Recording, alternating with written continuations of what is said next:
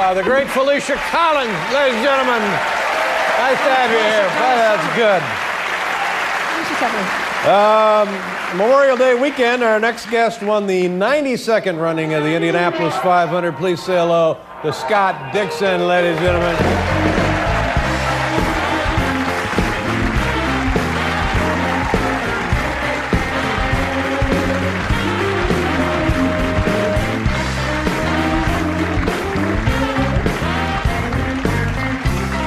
So much. Welcome back to the show. You were here a couple of years ago when you won the series championship, I think.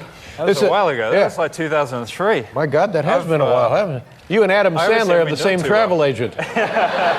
But this is, for people who don't understand, I think everybody has heard of the Indianapolis 500. You're from New Zealand. Did you hear about it when you were a kid down there? I did. I think you know what's going on. It's obviously the biggest spectacle in racing and the biggest one-day sporting event in the world. Right. So we it's a small country, there's 4 million people, but we still have TVs. So we definitely watched it, and it's a big deal. But for me to finally get to the race and watch it as a spectator in 2002 was the only way you can really feel it. Well, for me, growing up with it in my backyard, it was a tremendous thing to observe and to listen to, and the world kind of came to Indianapolis because of this race.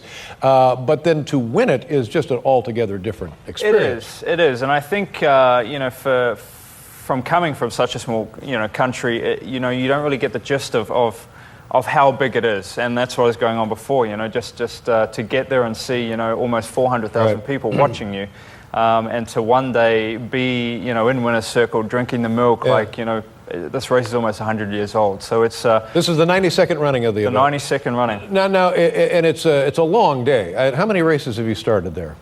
This was my sixth. So it's taken me a while. You came in second last year, right? Second last year to Dario. So and unless you finish first, really, nobody cares. Nobody wants to. I mean, honest to God, that's the way it is. It's the truth. Yeah. It's such a disappointing race unless you win it. You spend 3 weeks, almost a month there.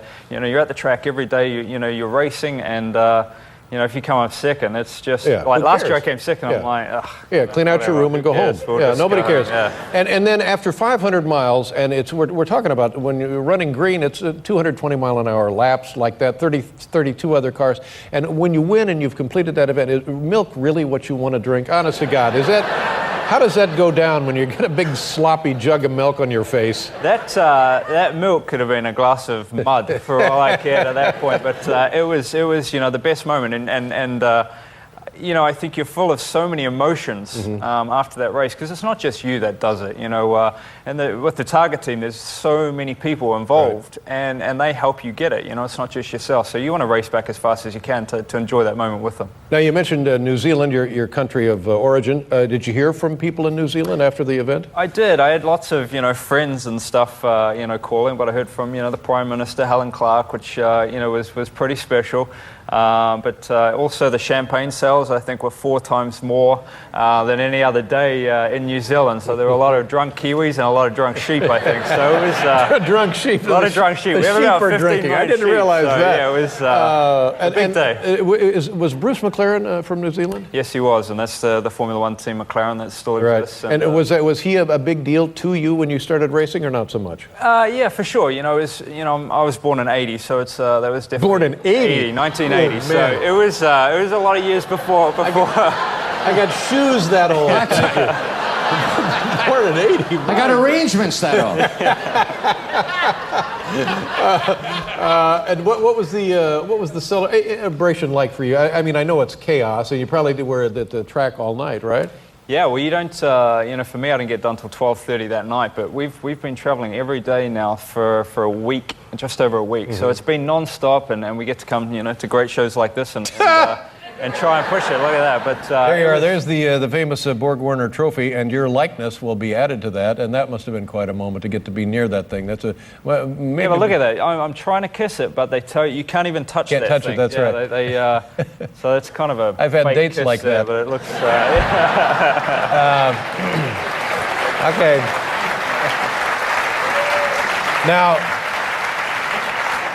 And a newlywed as well. So this is how long have you been married? Since February 16th. Congratulations. So definitely ingrained in my veins. Good for you.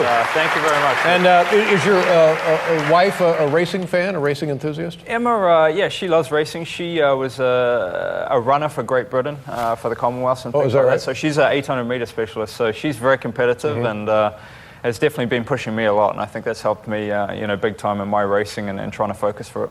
So this is her first 500-mile race with you at Indianapolis. So she's now going to expect you to win every one. It's her second, but she definitely made the pancakes before the race that were the winning tickets. Now, what does that mean? That's a euphemism too, isn't it? Yeah, exactly.